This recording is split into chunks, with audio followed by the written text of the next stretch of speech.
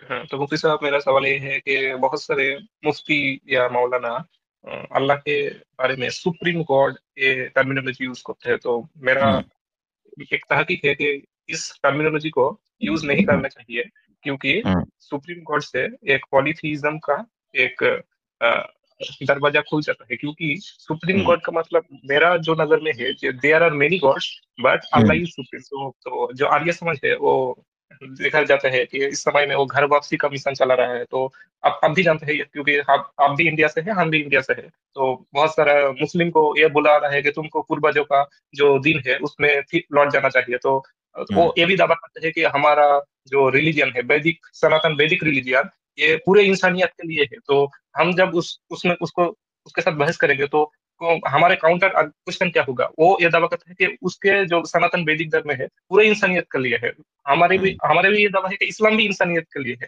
تو ہم ہوں اس کو کوشچن کیا کریں گے؟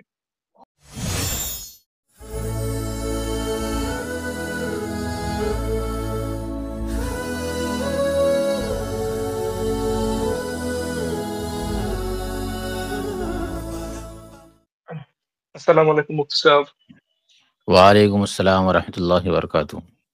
ہاں، تو مفتی صاحب میرا سوال یہ ہے کہ بہت سارے مفتی یا مولانا اللہ کے بارے میں سپریم گاڈ یہ ٹرمینالوجی یوز کرتے ہیں. تو میرا ہوں ایک تحقیق ہے کہ اس ٹرمینالوجی کو یوز نہیں ہوں کرنا چاہیے، کیونکہ ہوں سپریم گاڈ سے ایک پولیتھیزم کا ایک دروازہ کھل جاتا ہے. کیونکہ سپریم ہوں گاڈ کا مطلب میرا جو نظر میں ہے کہ there are many gods but Allah ہوں از سپریم. ہوں ہم تو ہمارے لیے تو اللہ ایک ہے، کریٹر ایک ہے.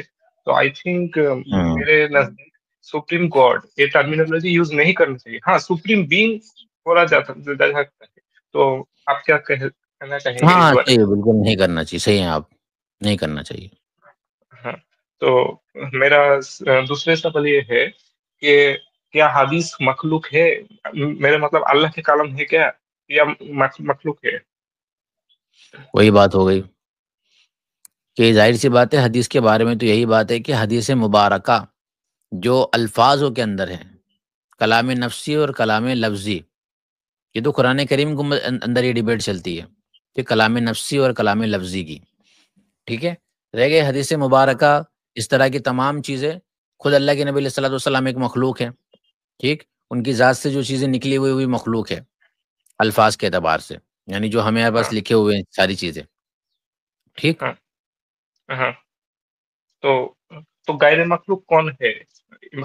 میرا مطلب ہمارے پاس جو قرآن حدیث ہے یہ کیا اللہ کا کلام ہے کیا؟ تو یہ جی پھر اللہ کے کلام نہیں ہوا نا؟ کلام نفسی ہے نا. کلام نفسی کا مطلب جیسے کہ میں بولوں قل هو اللہ احد، تو یہ جو میں نے پڑھا، ابھی میں نے اپنی زبان سے پڑھا، یہ ہو گیا مخلوق. لیکن جس کو میں پڑھ رہا ہوں، جو مفہوم ہے، جو آپ کو سنائی دیا، جو ہم تک پہنچ رہا ہے، تو وہ ہو جائے گا کلام نفسی. یعنی کس کا کلام میں پڑھ رہا ہوں؟ اللہ کا پڑھ رہا ہوں، اس معنی کر کے وہ کلام نفسی ہو جائے گا، وہ حدیث نہیں ہے.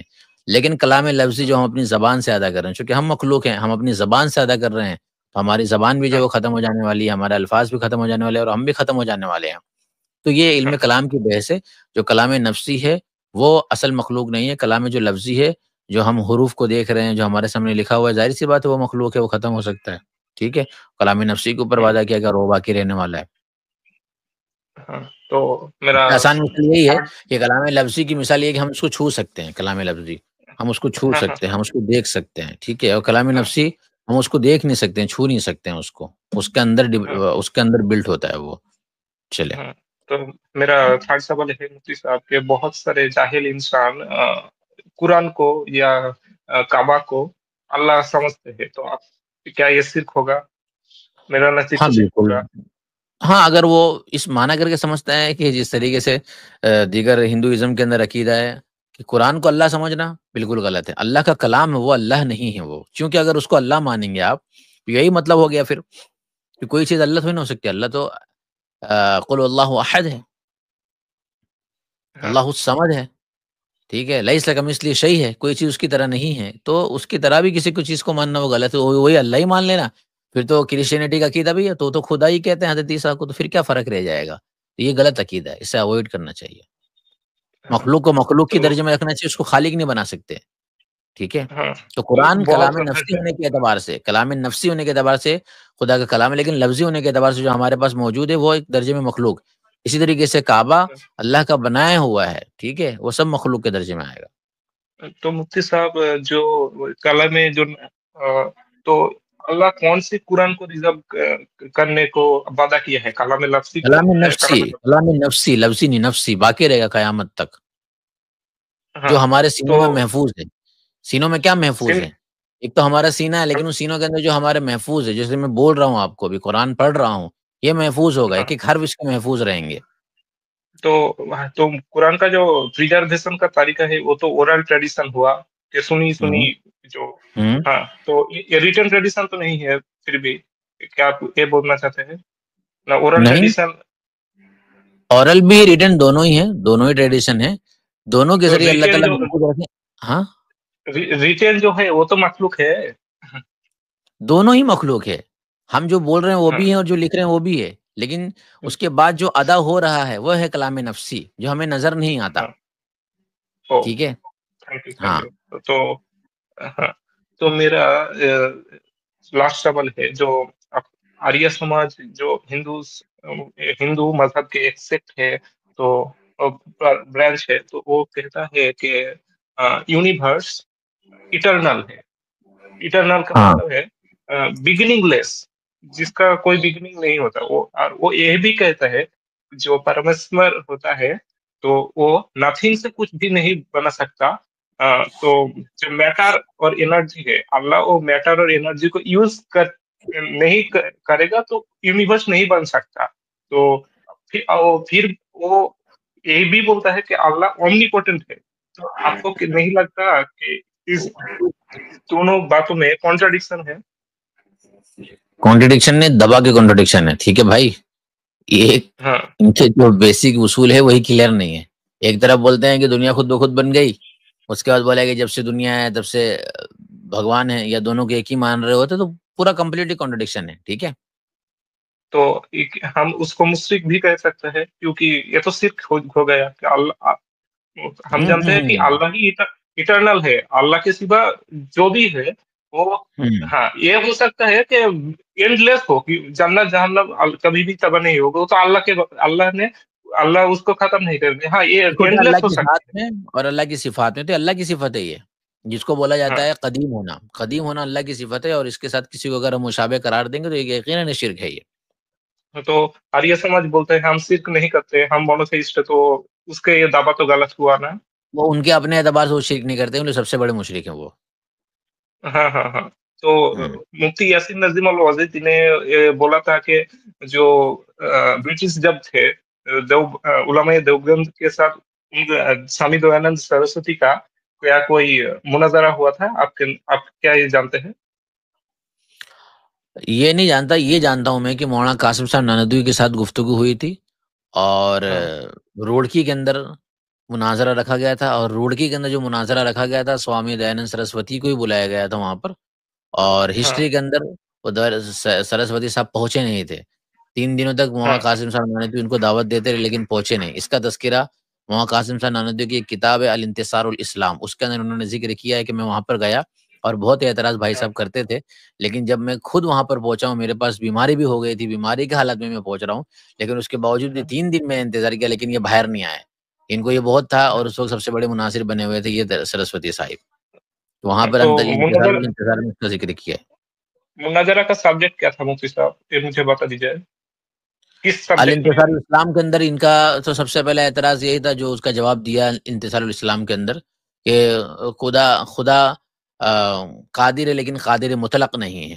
اس طرح سے اعتراض اس نے کیا ہے، اور بھی بہت سارے اعتراض کیا ہے. تو مولانا وہاں پر جا کر جب دیکھے وہ نہیں آیا ہے، تو اس کے بعد ان تمام ہاں ہی جوابات کو انہوں نے نقل کیا ہے الانتصار الاسلام کے اندر، جس میں سب سے پہلے یہیں سے شروعات ہے کہ وہ خدا کو ہاں قادر مانتا ہے لیکن قادر مطلق نہیں مانتا ہے. وہی مطلب او قدرت تو ہاں ہے، ہاں لیکن ایسی قدرت ہاں نہیں ہے کہ جو سب کچھ کر سکے. تو پھر اس کے اوپر ہاں مولانا نے ہاں بہت اچھا جواب دیا ہے، یہیں سے شروعات کی اس کی. تو آپ دیکھ سکتے ہیں اس تو کتاب کو.